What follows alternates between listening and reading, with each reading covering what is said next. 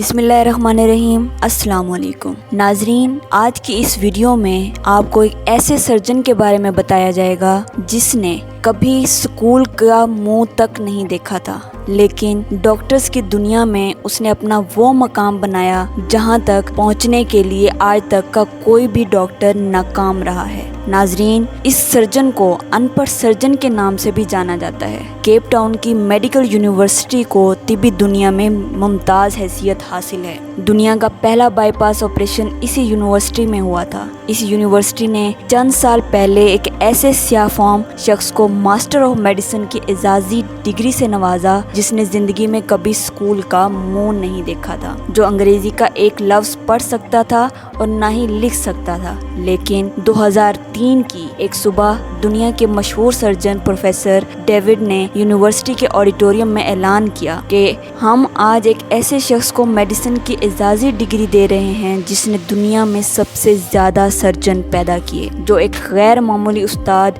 एक हैरानकुन सर्जन है और जिसने मेडिकल साइंस और इंसानी दिमाग को हैरान कर दिया। इस ऐलान के साथ ही प्रोफेसर ने हैमिल्टन का नाम लिया और पूरे ऑडिटोरियम ने खड़े होकर उसका इस्तकबाल किया। ये उस यूनिवर्सिटी की तारीख का सबसे बड़ा इस्तकबाल था। हैमिल्टन कौन था? हैमिल्टन केप टाउन के एक दूर दराज गांव में सिनियाटिनी में पैदा हुआ था। उसके वालिदैन चरवाहे थे। वो बकरी की खाल पहनता था और पहाड़ों पर सारा दिन नंगे पांव फिरता था। बचपन में उसका वालिद बीमार हो गया, लिहाजा वो भेड़ बकरियां छोड़कर केप टाउन आ गया। उन दिनों केप टाउन यूनिवर्सिटी में तामीरात जारी थी। वो यूनिवर्सिटी में मजदूर भर्ती हो गया। उसे दिन भर की मेहनत मुशक्कत के बाद जितने पैसे मिलते थे वो ये पैसे घर भिजवा देता था और खुद चने चबाकर खुले आसमान तले ग्राउंड में सो जाता था। नाजरीन, वो बरसों मजदूर की हैसियत से काम करता रहा। तामीरात का सिलसिला ख़त्म हुआ, वो यूनिवर्सिटी में माली भर्ती हो गया। उसे टेनिस कोर्ट की घास काटने का काम मिला। वो रोज टेनिस कोर्ट पहुंचता और घास काटना शुरू कर देता। वो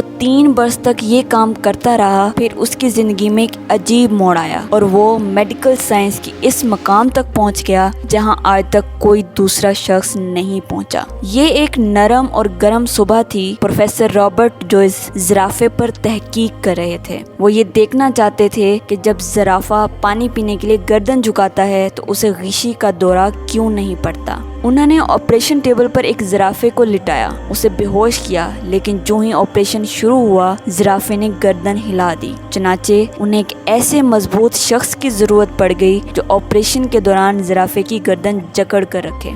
प्रोफेसर ऑपरेशन थिएटर से बाहर आए। सामने हैमिल्टन घास काट रहा था। प्रोफेसर ने देखा कि वो एक मजबूत कद काट का सेहतमंद जवान है। उन्होंने उसे इशारे से बुलाया और उसे ज़राफ़े की गर्दन पकड़ने का हुक्म दिया। हैमिल्टन ने गर्दन पकड़ ली। यह ऑपरेशन 8 घंटे जारी रहा। इस दौरान डॉक्टर्स चाय और कॉफ़ी का वक्फा लेते रहे, लेकिन हैमिल्टन ज़राफ़े की गर्दन थामकर खड़ा रहा। जैसे ही ऑपरेशन ख़त्म हुआ तो वो चुपचाप बाहर निकला और जाकर घास काटना शुरू कर दी।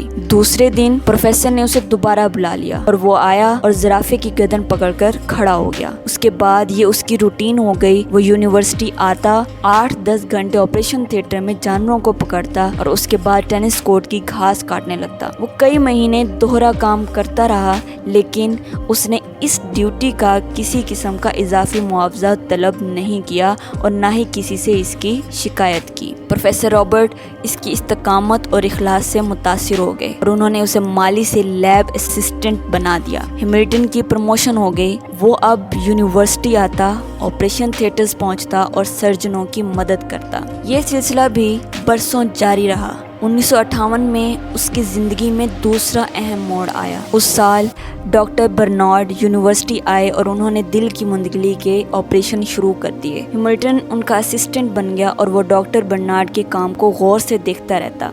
इन ऑपरेशनों के दौरान वो असिस्टेंट से एडिशनल सर्जन बन गया। अब डॉक्टर ऑपरेशन करते और ऑपरेशन के बाद उसे टांके लगाने का फरीजा सौंप देते। वो इंतहाई शानदार टांके लगाता था। उसकी उंगलियों में सफाई और तेजी थी। उसने एक दिन में 50 لوگوں کے ٹانکے لگائے۔ وہ آپریشن تھیٹر میں کام کرتے ہوئے سرجنوں سے زیادہ انسانی جسم کو سمجھنے لگا تھا، چنانچہ بڑے ڈاکٹروں نے اسے جونیئر ڈاکٹروں کو سکھانے کی ذمہ داری سونپ دی۔ وہ اب جونیئر ڈاکٹروں کو آپریشن کی ٹیکنیک سکھانے لگا۔ وہ آہستہ آہستہ یونیورسٹی کی اہم ترین شخصیت بن گیا تھا۔ وہ میڈیکل سائنس کی اصطلاحات سے تو ناواقف تھا، لیکن وہ دنیا کے بڑے سے بڑے سرجن سے بہتر سرجن تھا۔ 1970 میں اس کی زندگی میں تیسرا موڑ آیا۔ اس سال جگر پر تحقیق شروع ہوئی۔ اس نے آپریشن کے دوران جگر کی ایک ایسی شریان کی نشاندہی کر دی جس کی وجہ سے جگر کی کنورژن آسان ہو گئی۔ اس کی اس نشاندہی نے میڈیکل سائنس کے بڑے بڑے دماغوں کو حیران کر دیا تھا، اور آج جب دنیا کے کسی کونے میں کسی شخص کے جگر کا آپریشن ہوتا ہے اور مریض آنکھ کھول کر روشنی کو دیکھتا ہے تو اس کامیاب آپریشن کا ثواب راہ راست ہیملٹن کو چلا جاتا ہے اور اس کا محسن ہیملٹن ہوتا ہے۔ ہیملٹن نے یہ مقام اخلاص اور استقامت سے حاصل کیا۔ وہ 50 برس کیپ ٹاؤن یونیورسٹی سے وابستہ رہا۔ ان 50 برسوں میں اس نے کبھی چھٹی نہیں کی۔ وہ رات 3 بجے گھر سے نکلتا تھا، 14 میل پیدل چلتا ہوا یونیورسٹی پہنچتا اور ٹھیک 6 بجے تھیٹر میں داخل ہو جاتا۔ لوگ اس کی آمدرفت سے ہی اپنی گھڑیاں ٹھیک کرتے تھے۔ ان 50 برسوں میں اس نے کبھی تنخواہ میں اضافے کا مطالبہ نہیں کیا۔ اس نے کبھی اوقات کار کی طوالت اور سہولتوں میں کمی کا شکوہ بھی نہیں کیا۔ پھر اس کی زندگی میں ایک ایسا وقت آیا جب اس کی تنخواہ اور مراعات یونیورسٹی کے وائس چانسلر سے بھی زیادہ تھی، اور اسے وہ اعزاز ملا جو آج تک میڈیکل سائنس کے کسی شخص کو نہیں ملا۔ وہ میڈیکل ہسٹری کا پہلا ان پڑھ سرجن تھا جس نے زندگی میں 30,000 سرجنوں کو ٹریننگ دی۔ وہ 2005 میں فوت ہوا تھا۔ اسے یونیورسٹی میں دفن کیا گیا اور اس کے بعد یونیورسٹی سے پاس آؤٹ ہونے والے سرجنوں کے لیے لازم قرار دے دیا گیا وہ ڈگری لینے کے بعد اس کی قبر پر جائیں، تصویر بنوائیں اور اس کے بعد اپنی عملی زندگی میں داخل ہو جائیں۔